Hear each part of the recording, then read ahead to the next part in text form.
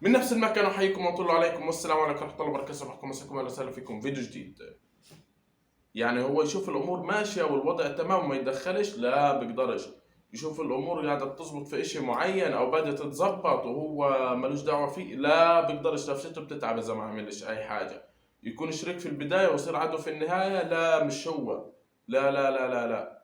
طبعا اكيد انتوا عرفتوا عن مين قصدي. انا قصدي عن الشخص اللي يا فيها يخفيها، ايلون ماسك. يا جماعه الخير، ايلون ماسك والشات جي بي تي قصة تانية خالص. ايلون ماسك يا فيها يخفيها من الناس، هاي بيقدرش الا يتدخل، بينفعش الموضوع بيمشيش معه. خلينا نشوف ايش عمل وايش بده يعمل، وعلى بركة الله نبدأ. قبل حوالي شهر اكثر شوية، وبالتحديد في 28/2 قرأت خبر انه ايلون ماسك بكون فريق عشان يعمل منافس للشات جي بي تي. طب الشات جي بي تي يكون موجود الاول ولا اصلا يثبت حاله عشان تتحداه يا ماسك؟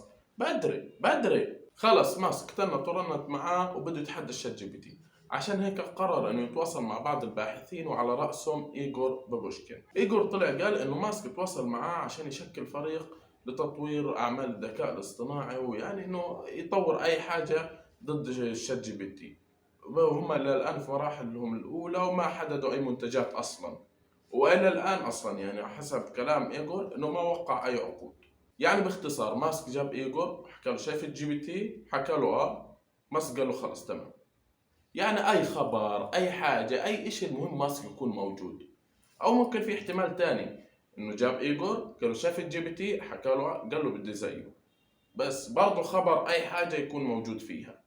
بس هي كانت قصة يعني ماسك، وما سمعنا أي حاجة. خلص أخذ مبتغاه الزلمة، طلع له بأكم من خبر، تحدى شات جي بي تي. عشان اليوم أفتح الأخبار، أخبار التكنولوجيا، كان نشوف العالم التكنولوجيا وين وصل. تلاقي خبر بالبنط العريض كده: ماسك وآخرون يدعون لوقف تطوير أنظمة الذكاء الاصطناعي بسبب مخاطرها. هو احنا ايش ذنبنا من انفصام الشخصية مع السلامة؟ هذا ايش ذنبنا؟ هذا ماسك حرفيا زي ما حكيت لكم اول الفيديو، يا فيها يخفيها. فيش عمل له ضجة اولها، بعدين قال لك ضجة ثانية. بس المهم انه الضجتين عكس بعض. يعني اول اشي كان بده يتحدى من خلال الذكاء الاصطناعي، لقيت بده يوقف الذكاء الاصطناعي. هو ايش بده؟ طيب احنا خلينا نشوف انه ليش ماسك بده يوقف الشات جي بي تي او بده يوقف انظمه الذكاء الاصطناعي. يعني هو اكيد مش عشان الفلوس، لا بالمره، اكيد اكيد اكيد مش عشان الفلوس. واكيد كمان مش عشان الشات جي بي تي بدات اموره تزبط، وانه كمان ماسك كان من ضمن مؤسسين شركه اوبن اي اللي هي الشركه المسؤوله عن الشات جي بي تي، وحلقوا له وطلع من برا الشركه من 2018. واكيد كمان مش عشان كل الاخبار والهيله حوالين الشات جي بي تي في الوقت الحالي وناسين ماسك وقصصهم والهبل مع تويتر. لا لا لا لا لا لا. بس قال ايش؟ قال عشان انه انظمه الذكاء الاصطناعي وتطويرها في الوقت الحالي بتشكل خطر على المجتمع.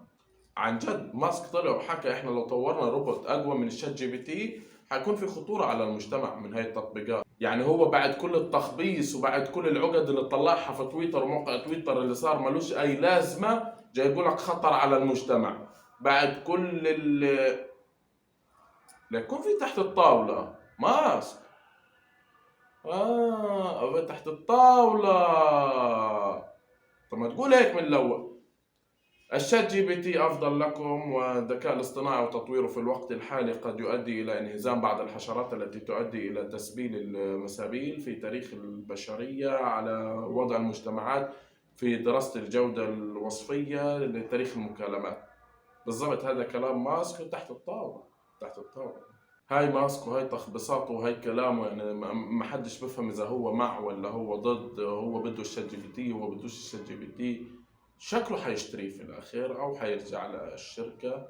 هذا اللي بدور عليه. يعني واضح انه بده يعمل منافس، بعدين بدوش يعمل منافس وبقول لك انه الشات جي بي تي افضل. في شغله انا نسيت احكيها بالنسبه لوقف تطوير انظمه الذكاء الاصطناعي. ماسك ما دعاش لوقف تطوير انظمه الذكاء الاصطناعي بشكل دائم، لا هو دعا لوقفها يعني لمده 6 شهور.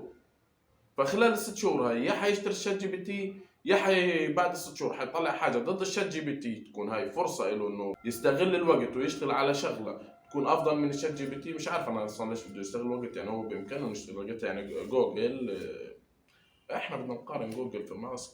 بالنهايه ما تنسوا اللايك والاشتراك وتفعيل زر الجرس الى 10,000 مشترك. سلام.